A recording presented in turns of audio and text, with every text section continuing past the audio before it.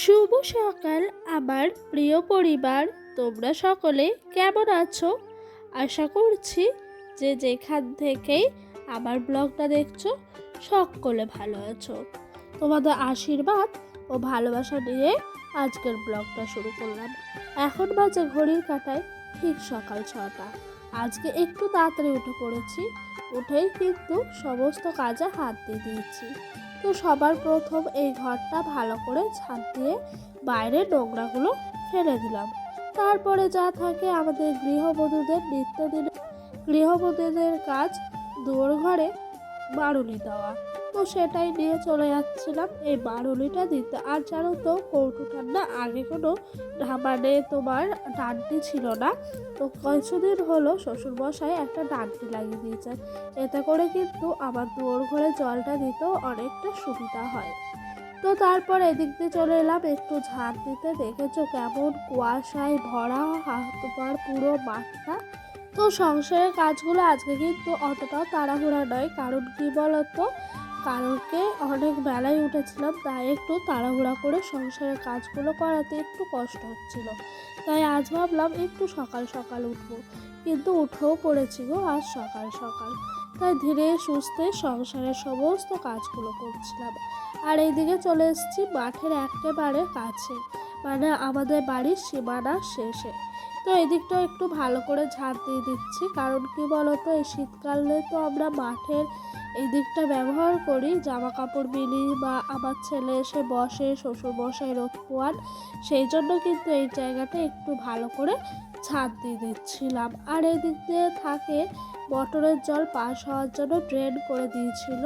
তো সেই ড্রেনটা আর থাকাতে বেশি কিন্তু এদিকটা আর আসাও হয় না, ব্যবহার করাও হয় না। আমরা গৃহিণীরা ঘরে বসেই ইনকাম ছাড়া খুবই সহজভাবে টাকা জমাতে পারি। তো আমাদের হাতে যদি কিছু কিছু টাকা থাকে সংসার খরচা বাঁচিয়ে, সেই টাকা হাতে থাকলে কিন্তু খরচ হয়ে যায়। আমরা এই ভাড়ের মধ্যে যদি সেই টাকাগুলোকে একটু একটু করে তিলে তিলে জমাই না, তাহলে কিন্তু একদিন এই ভাড়টা থেকে অনেকগুলো টাকা পাবো।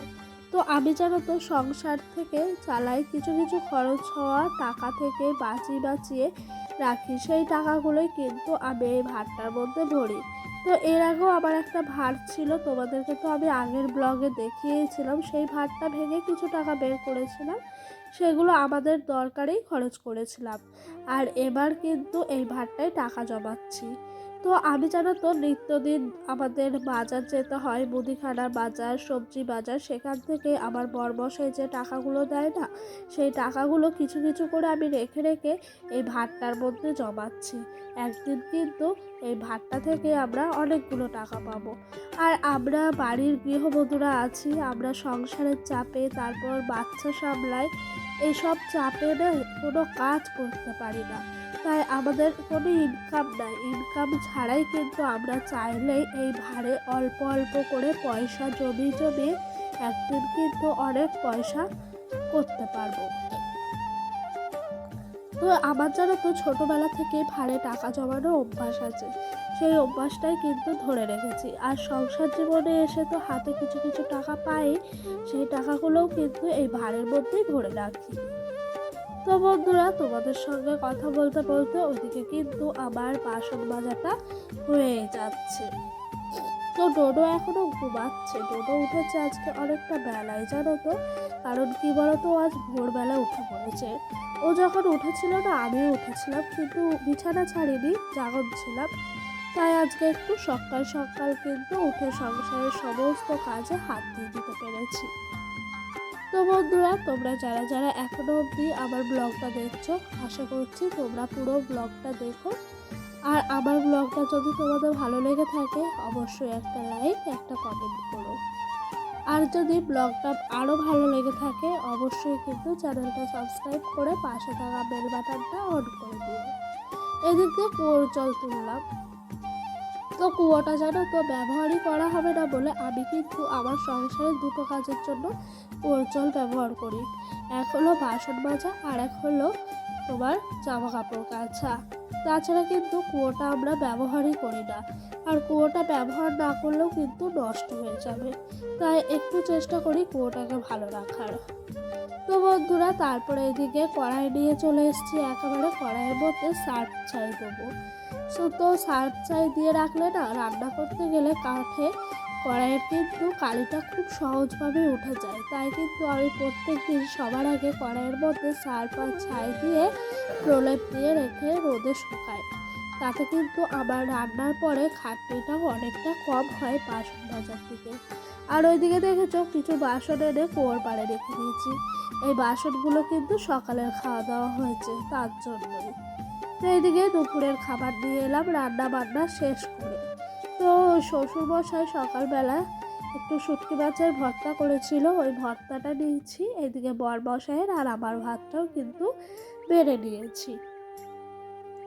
তারপর ওদিক দিয়ে ছিল রান্না করেছি আজকে কলা চচ্চড়ি আর কাঁচা কলা আর কি। আর এদিকে করেছি ফুলকপি আলুর তরকারি। তো আজকে একবেলার মতোই তরকারি করেছি, কারণ রাতের বেলা একটু নিমন্ত্রণ খেতে যাওয়ার জন্য বলে গেছিল। তো এদিকে ফুলকপি আলুর তরকারিটাও বেশ একটু ঝোল রেখে দিয়েছিলাম। খাওয়া দাওয়া শেষ করে একটু শুলাম, শুয়ে বাসন কোসন বেজে চলে আসলাম আবার সুজিটা ভেজে রাখতে। কারণ কি বলতো, ডোডোকে তো এই কদিন ধরে সুজিই খাওয়াচ্ছি। ওর তো ভীষণ ঠান্ডা লেগেছে, শরীরটাও অনেকটাই খারাপ, সেই কারণে সুজিটা আগের থেকে নিয়ে ভেজে রেখে দিই। আর এই 10 টাকার প্যাকেটেরই সুজিটা আনি, ওর কিন্তু বেশ কয়েকদিন চলে যায়। বেশি বড় আর সেই জন্য আনি না, জানো তো বন্ধুরা। তো সুজিটা ভেজে রাখলে না সন্ধ্যাবেলায় কিন্তু আমার সুজিটা করতে গিয়েও খাটনিটা কম হবে। আর ডোডো এখন ঘুরতে গেছে ওর দাদুর সাথে, তাই একটু সংসারের কাজগুলো তাড়াহুড়া করে সেরে দিচ্ছিলাম।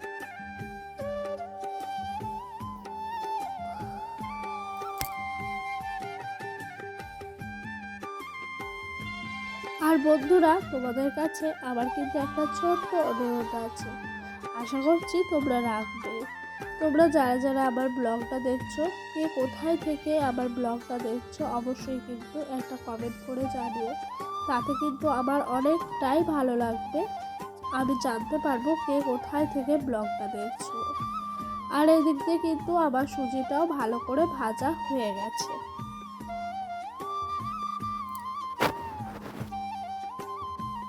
তো বন্ধুরা আজকের ভিডিওটা আর বড় করলাম না, এখানেই শেষ করে দিচ্ছি। তো বন্ধুরা তোমরা সকলে ভালো থেকো, নিজের শরীরের যত্ন নিও, সুস্থ থেকো। দেখা হবে কিন্তু আবারও একটা নতুন ব্লগ ভিডিওতে। তো বাই, ব্লগটা কিন্তু এখানেই শেষ করে দিলাম।